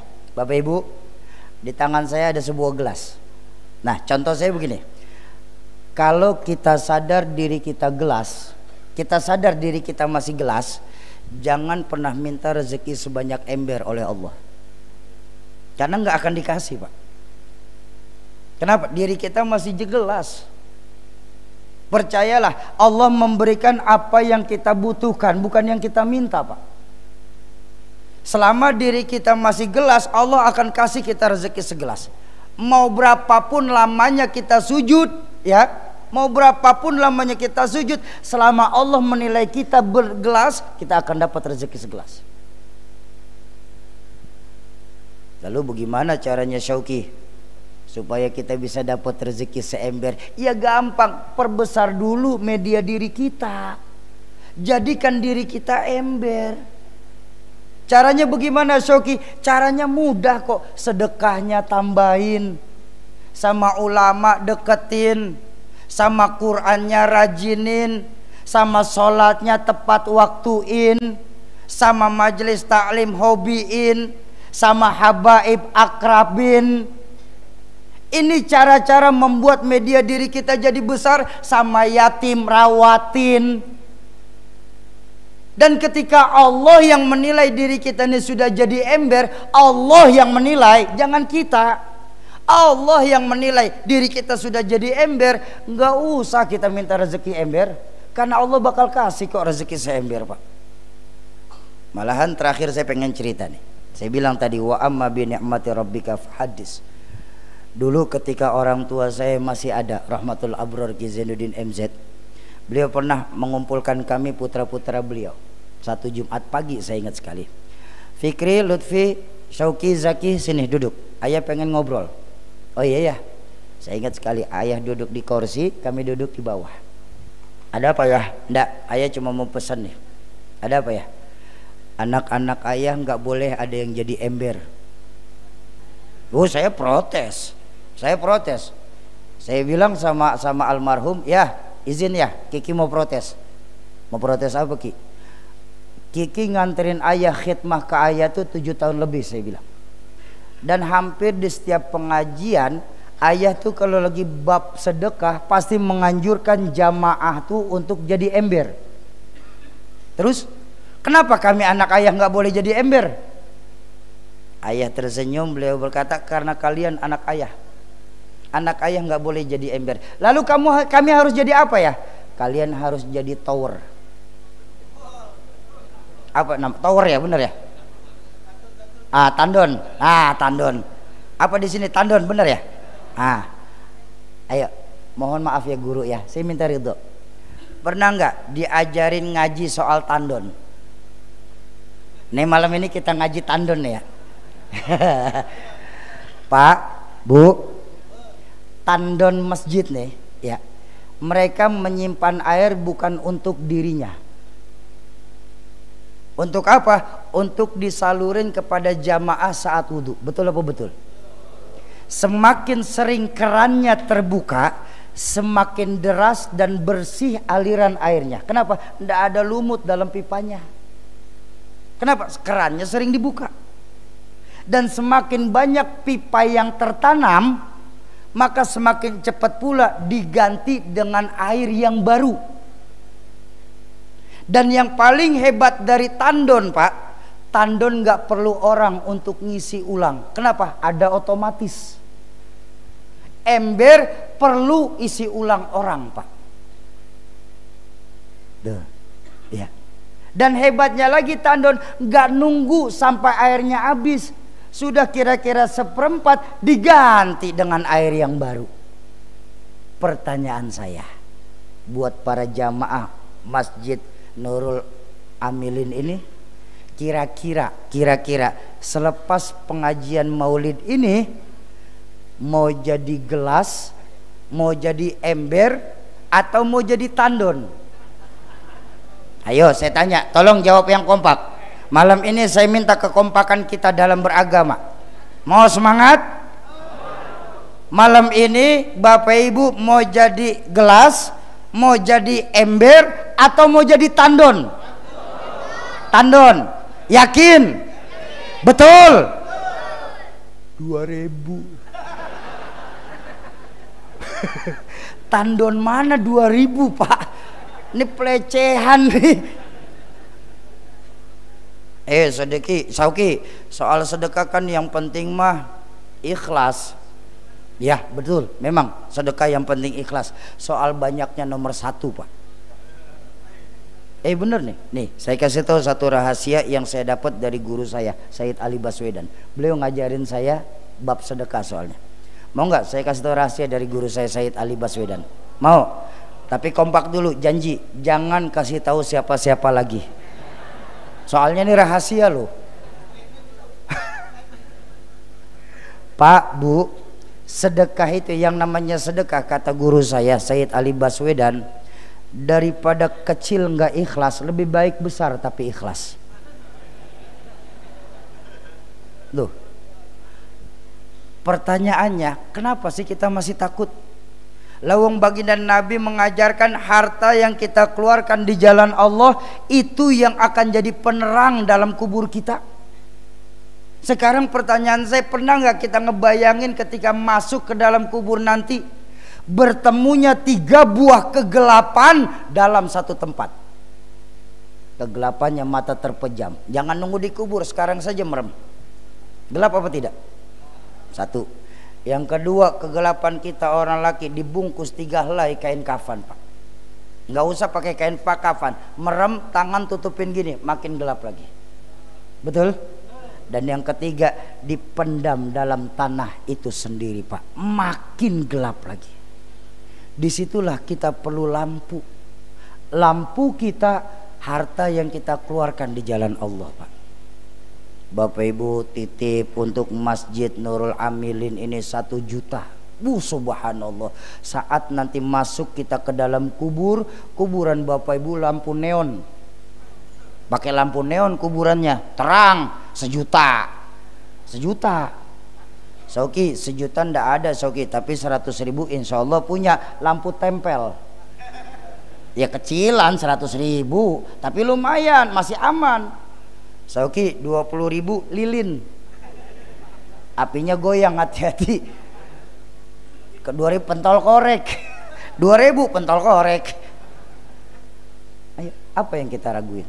Nah makanya atas dasar itu semua Bapak Ibu sekalian, kami dari Yayasan Komunitas Laskar Berbagi Umat untuk Palestina ingin mengajak kepada Bapak Ibu sekalian mau ikut berpartisipasi dalam membantu saudara-saudara kita di Palestina mumpung mereka belum merdeka. Sebab kalau mereka merdeka, percayalah kiamat sebentar lagi datang dan kita sudah tidak punya kesempatan berdiri bersama Palestina di hadapan Allah. Mumpung. Saya juga pengennya bantu si Shoki, tapi jujur Shoki, saya nggak punya duit. Oh tenang, tenang. Jangan pernah khawatir soal duit. Ya kalau nggak punya duit bagaimana saya bisa bantu Palestina? Baik, 2 alasannya Pak. Kenapa saya bilang harap tenang? Pertama, yang nggak punya duit kan kita. Allah itu maha pemberi rezeki. Betul apa betul? Kan ditegaskan dalam surah Muhammad apa? Wallahul ghaniyyu wa antumul fuqara. Yang kaya itu Allah, kita mah nggak punya apa-apa. Jadi kenapa kita masih takut saja? Lawung kita, makanya ada pepatah di Yaman itu ditulis di hampir setiap pedagang-pedagang di Yaman apa? Kaifa akhafu minal faqri wa ana abdul ghani. Kenapa saya mesti takut miskin sedangkan saya ini hambanya Allah yang maha kaya? Jangan khawatir Pak, yang nggak punya duit kita, Allah maha pemberi rezeki. Yang kedua, malam hari ini kami nggak minta tunai Pak, nggak. Justru di keberkahan Rabiul Awal ini saya ingin mengajak Bapak Ibu sekalian membuktikan kedahsyatannya hadis baginda Rasulullah Sallallahu Alaihi Wasallam. Karena baginda Nabi sendiri yang mengajarkan innamal a'malu binniyat wa innamal likulli imri'in manawa. Segala sesuatu berasal dari niat dan Allah pasti akan memberikan apa yang sudah kita niatkan itu sendiri. Jadi malam hari ini kami dari Yayasan Kolbu cuma ingin mengajak Bapak Ibu, ayo ambil pahala niatnya malam hari ini. Caranya bagaimana? Caranya mudah. Nanti ketika abang saya Ustadz Imam Azizi menyampaikan pemaparan tentang donasi ini akan ada angka-angka yang tersebut. Bapak Ibu jangan khawatir. Bapak Ibu yang mau membantu ini di angka-angka tersebut cukup angkat tangan saja. Saya mau Soki. Nanti tim kami yang akan menghampiri Bapak Ibu mau ngapain? Malam ini kami cuma minta 3. Kami nggak minta duit. Kami cuma minta 3. Kami catat nama, biarkan kami catat nama, nomor telepon dan niat. Kenapa nomor telepon Soki?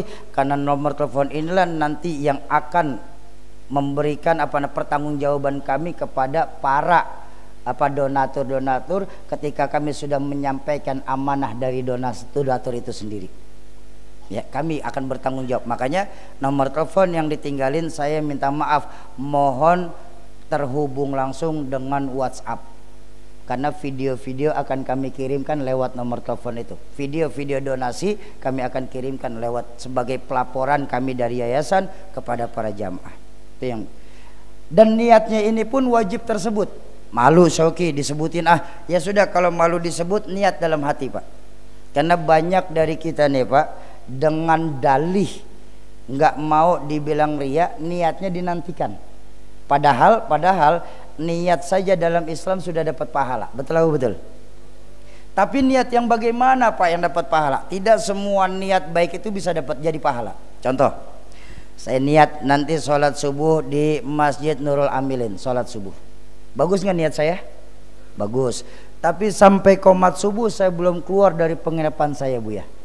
Maka saya belum mendapatkan pahala dari niat sholat subuh saya walaupun niat saya bagus. Memang niat yang dapat pahala seperti apa Soki? Niat yang dapat pahala itu Pak, saya niat sholat subuh di Nurul Amin. Ini dalam fikih kitab Iqna, sarahnya dari kitab Fathul Mu'in. Silakan Bapak Ibu cari di bab niat, di situ dijelas lengkap. Disebutkan saya niat sholat subuh di Nurul Amilin, jam 3:30 bangun, jam 4 melakukan perjalanan menuju Masjid Nurul Amilin. Tapi di simpang lampu merah ban kendaraan kami kempes, yang menyebabkan kami nggak bisa datang untuk hadir sholat subuh berjamaah di masjid ini. Tapi di hadapan Allah saya sudah mendapatkan pahala sholat berjamaah Nurul Amilin ini sebanyak jamaah yang datang ke masjid tersebut. Nah makanya jangan pernah sia-siakan Pak. Kalau sudah Bapak niatnya di rumah sudah tidak lagi ketinggalan, sudah ketinggalan lah pahala niat itu sendiri. Kenapa? Karena pahala wajib diiringi dengan perbuatan. Ya, jadi jangan malu Soki dalam hati. Saya niat donasi Palestina ini untuk orang tua saya yang sudah meninggal dunia. Ketika beliau masih ada, rasa-rasanya ulun belum sempat nyenengin orang tua ulun. Mudah-mudahan lewat keberkahan Palestina Allah senengin sidin di alam kuburnya nanti. Sebutin siapa orang tua kita. Atau ulun niat donasi ini untuk kesembuhan penyakit ulun. Lah bertahun-tahun ulun sakit sampai sekarang belum sembuh, ikhtiar sudah kemana-mana. Ada guru mengajarkan dawu mardokum bisodakoh, hadis baginda Nabi. obati penyakit kalian dengan sedekah. Semoga lewat keberkahan peniat Palestina ini Allah angkat penyakit ulun. Sebutin siapa yang sakit. Atau bahkan untuk hajat dunia. Saya niat donasi wakaf, donasi Palestina ini untuk hajat dunia. Anak ulun lagi di pondok pesantren. Mudah-mudahan lewat keberkahan Palestina anak ulun bisa mampu menghafal Al-Quran 30 juz. Sebutin siapa. Nah sudah selesai. Kami akan berikan kepada Bapak Ibu 2 perkara. Pertama, catatan rekening atas nama Yayasan Komunitas Laskar Berbagi Umat. Kalau soal rekening Soki, kapan kami bisa tunaikan? Baik Bapak Ibu, sekali lagi kalau ada yang bisa langsung tunai, kami berucap kepada Allah alhamdulillah. Tapi kalau belum bisa tunai, Bapak Ibu bisa tunaikan esok, lusa, pekan depan, atau kapanpun ketika Allah sudah kasih kita keluasan rezeki untuk menunaikan niat itu sendiri. Soki, kalau memang kayak begitu boleh ndak? Kami ambil banyak tapi bayarnya dicicil, boleh. Banyak sekali apa donatur-donatur yang mintanya seperti itu, boleh Pak. Saya mau ambil banyak atas nama kepengurusan masjid, boleh apa tidak Syoki? Boleh, silakan. Bahkan apabila di antara kita belum ada yang mempunyai nomor rekening atau malas berurusan dengan perbankan, atau mungkin bank yang kami tunjuk masih langka di tempat kita, silahkan Bapak Ibu langsung titipkan saja ke Ketua DKM Masjid Nurul Amilin ini. Nanti kami dari timlah yang akan menjemput donasi Bapak Ibu ke Ketua DKM yang diwakili oleh orang tua saya Buya ini. Kenapa bisa begitu Syauki?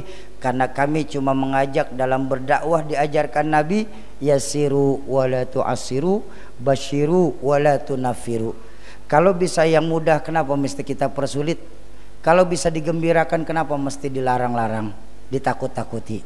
Ayo, terlampau banyak saudara kita yang menanti uluran tangan kita sebagai saudaranya di Indonesia ini Bapak Ibu. Itu yang pertama. Yang kedua, kami akan berikan kepada Bapak Ibu sebagai hadiah. Tapi entar dulu, saya harus perjelas dulu. Demi Allah, kami tidak menjual beli, kami tidak berjual beli di dalam masjid. Kalau ada di antara kami berniat jual beli, demi Allah, Allah akan melaknat kami dunia akhirat. Kenapa? Ini cuma bentuk penghormatan kami kepada para donatur. Kami akan berikan selebar sorban, foto Masjidil Aqsa, dan buku hadis arba'in tentang Maqdis. Ya. Dan percayalah, walaupun sorban ini memang sorban tipis, ya mungkin harganya nggak seberapa bagi Bapak Ibu, cuma percayalah sorban inilah yang akan bersaksi di hadapan Allah kita berdiri bersama Palestina. Makanya sunnahnya ulama ketika melakukan perbuatan baik ataupun dakwah, semua barang sebisa mungkin terpakai. Ya sorbannya, ya gamisnya, di dalam gamis mah pakai sarung, di dalam sarung masih pakai celana, di dalam kaos kutang, di luarnya pakai tup sebelum baju koko. Kenapa? Karena beliau meyakini bahwa itu akan menjadi saksi di hadapan Allah. Beliau sudah melakukan perbuatan-perbuatan baik. Ayo Bapak Ibu, jadikan diri kita malam hari ini sebagai bagian. Pak, kemana Pak? Woi, pulang bareng woi. Nih kalau udah ngomongin duit, atu pindah dan nih. bercanda ya silakan kamar mandi boleh. Ayo Bapak Ibu, jadikan diri kita masing-masing malam hari ini sebagai bagian dari Palestina itu sendiri. Kalau bukan kita, siapa lagi yang bisa membantu? Kalau bukan sekarang, hendak kapan lagi kita membantu? Mumpung Allah kasih kita kesempatan berbuat baik, maka jangan pernah kita abaikan kesempatan berbuat baik itu sendiri. Bagaimana prosesnya nanti disampaikan oleh abang saya Ustadz Imam Azizi. Saya minta maaf untuk izin istirahat sebentar. Istirahat saja, tolong jangan bubar dulu, karena biasanya guru saya Al-Mukarram Kiai Haji Lutfi Zawawi mengajarkan keberkahan satu acara itu berada saat doanya itu sendiri. Silahkan.